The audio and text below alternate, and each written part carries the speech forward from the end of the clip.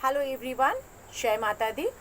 आज मैं जो कार्ड्स देखने जा रही हूँ कि हमारे पूरे देश का क्या हाल है कोरोना से और आने वाले जून तक क्या कंडीशन रहने वाली है और उसके बाद क्या दिख रहा है, क्योंकि इस समय की कंडीशन बिल्कुल ठीक नहीं है, बहुत सारी तकलीफ़ें चल रही हैं। तो आने वाले टाइम पे क्या होगा, इसी के ऊपर आज मैं कार्ड्स देखने जा रही हूँ। तो चलिए कार्ड्स निकालते हैं अपने देश के लिए।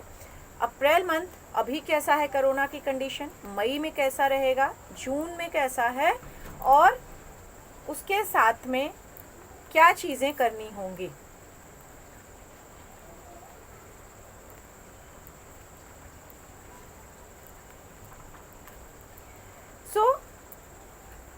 जो अप्रैल मंथ है ये तो डेफिनेटली बिल्कुल भी अच्छा नहीं है। यहाँ पर ये दिख रहा है कि प्लीज़ आप लोग पैनिक मत हो, शांत रहें, लेकिन इलाज कराएं और अपने टेस्ट कराएं। मतलब कहीं ना कहीं भाग दौड़ की सिचुएशन दिख रही है, बहुत ज़्यादा भाग दौड़ की सिचुएशन दिख रही है और प्रोटेक्शन की रिक्वायरमेंट दिख रही है। मतलब शेल्टर में आप लोग घुस जाइए, दवा दुआ साथ में शुरू कर दीजिए अप्रैल मंथ में।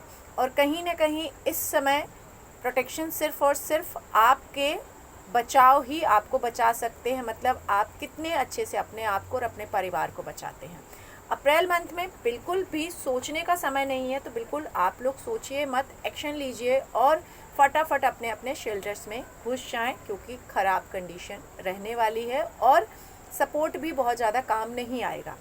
मई मंथ कैसा रहेगा? यस, बेटर होगा। कहीं ना कहीं से हमारे पास कुछ सपोर्ट आ जाएंगे, शायद वैक्सीन का, शायद कुछ और चीज़ों का, शायद लोग एक दूसरे को सपोर्ट करें, कुछ इस तरह की चीज़ें जहां बेटर कंडीशंस तो ज़रूर हो रही हैं।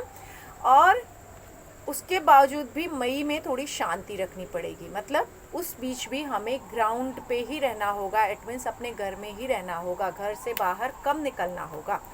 जून मंथ में हमें अच्छी न्यूज़ मिलने लगेगी, जून से सिचुएशन बेटर होनी शुरू हो जाएगी हमारे लिए। और मैसेज क्या है कि जो हमारे सरकार है, हमारे देश के जो भी नेता हैं, जो भी प्रदेश के, वो लोग कहीं ना कहीं बहुत दिमाग से चलेंगे और सब कुछ प्रोटेक्ट करने की कोशिश भी करेंगे जून मंथ में। अप्रैल में दवाइयों के सहारे हमें रहना होगा। दवाइयाँ कहीं ना कहीं हमें थोड़ी कम पड़ेंगी, स्लो आएंगी, लेट आएंगी, जिससे हम परेशान हो सकते हैं।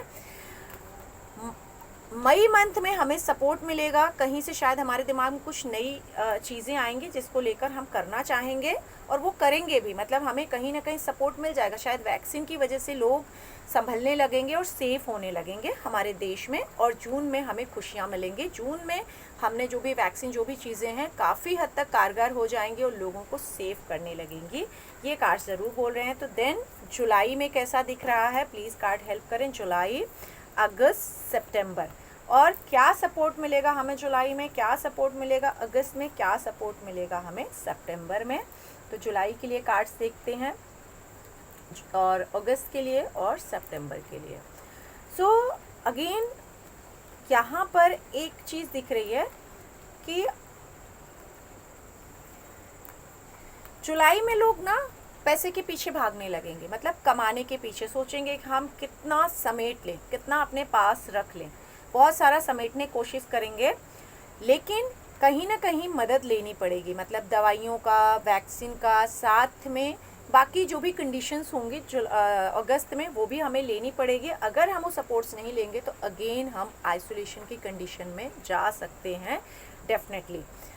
सितंबर में भी शायद हमें ये कोरोना चकमा देगा, शायद हमें फिर से बीमार कर सकता है, शायद किसी और रूप में आके, शायद किसी और तरह से ये ज़रूर झटका देगा।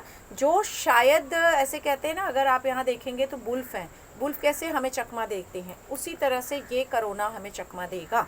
अगर हमें लगेगा कि चलो अभी सब संभल रहे हैं, जैसे हमें अगस्त में लगने लगेगा कि सब ठीक हो रहा है, वैसे ही ये सितंबर में हमें चकमा दे देगा। तो जुलाई मंथ में हम बहुत फाइट करेंगे, जुलाई मंथ में इस कोरोना से हम बहुत फाइट करेंगे।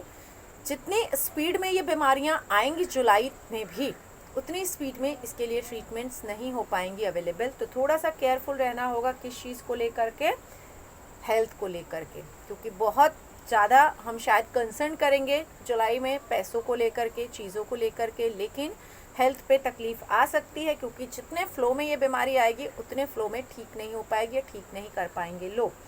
जून में कहीं ना कहीं लोग रूल ब्रेक करेंगे और उस पेन में, उस कंडीशन में आएंगे जहाँ से निकलना बहुत ज़्यादा मुश्किल होगा। सितंबर में धोखा देगा, क्यों? क्योंकि लोग एंजॉय करने लगेंगे, शायद फेस्टिवल्स का टाइम रहेगा, लोग सेलिब्रेट करने लगे और सेलिब्रेशंस की वजह से एक दूसरे के साथ प्यार से पेश आएंगे। तो सितंबर में धोखा ज़रूर दे सकता है, देगा ही देगा ऐसा लग रहा है, पर लोग कहीं ना कहीं संभल जाएंगे, थोड़ी बहुत सुरक्षा की भावना ज़रूर दिख रही है।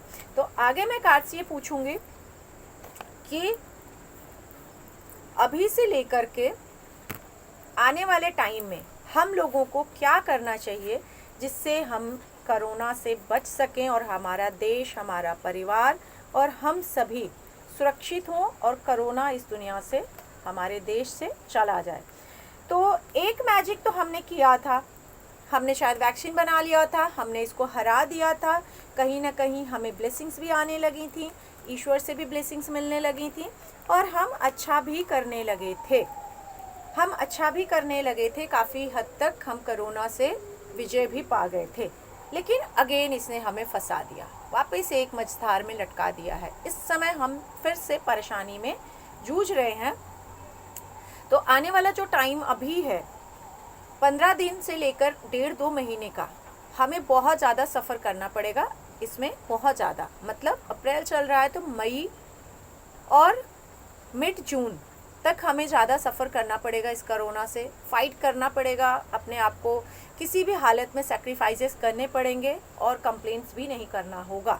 लेकिन उसके बाद थोड़ी चीज़ें बेटर ज़रूर होंगी, कहीं ना कहीं कुछ ना कुछ ऐसी चीज़ें जो सॉलिड चीज़ें आएंगी जो हमें संभाल पाएंगी, और कुछ मेडिसिन्स, कुछ ऐसी चीज़ें जो जिससे हमें, या वैक्सीन जिससे हमें प्रोटेक्शन मिलने लगेगा। लेकिन यहाँ दिख रहा है कि लोग ना थोड़े से कहीं ना कहीं से लोगों की सुनना कम पसंद करेंगे। यस, हमें कुछ गुड न्यूज़ेस भी मिलेंगी, कहीं ना कहीं से गुड न्यूज़ ज़रूर आएगी, कुछ मेडिसिन्स, लेकिन लोग एक दूसरे पे शायद इतना नहीं बात सुनेंगे या एक दूसरे पे इतना ट्रस्ट नहीं करेंगे। इस साल के एंड और नेक्स्ट ईयर मार्च अप्रैल के आसपास जाके कुछ चेंजेस नज़र आ रहे हैं, लेकिन ऐसा नहीं लग रहा है कि अभी एक साल यानी 2021 और 22 फैब तक बहुत ज़्यादा हम इससे बाहर निकलेंगे, हमें कंप्रोमाइज़ेस करने पड़ेंगे नेक्स्ट ईयर भी, मार्च तक, अप्रैल तक। तो थोड़ा सा केयरफुल रहिए, जंग लड़ना बाकी है, फाइट करना बाकी है, उसके बाद ही हम इस पे विजय पा पाएंगे। अगर हम बहुत जल्दी सब चीज़ें भूल जाएंगे, जो भी चीज़ें हुई हैं, तो ये हमें फिर से परेशान कर सकता है। तो बी केयरफुल, शांत रहें और प्रेयर्स करें, और जितना हो सके अभी बिना मतलब के घर के बाहर ना निकलें। सभी के लिए माता रानी से प्रेयर करूँगी, प्रार्थना करूँगी, हीलिंग करूँगी कि सब लोग बिल्कुल सेफ़ और सुरक्षित रहें। और जो लोग इस समय, जिनके भी परिवार में किसी भी तरह के समय कोरोना से परेशानी है, कोई भी परेशानी है, तो माता रानी वो सब दूर करें और सबको जल्दी से जल्दी हील करें और उनके परिवार के साथ सेफ़ और सुरक्षित करें। इसी के साथ इतना ही, सभी लोग जय माता दी लिखना ना भूलें। सभी को नमस्ते, जय माता दी।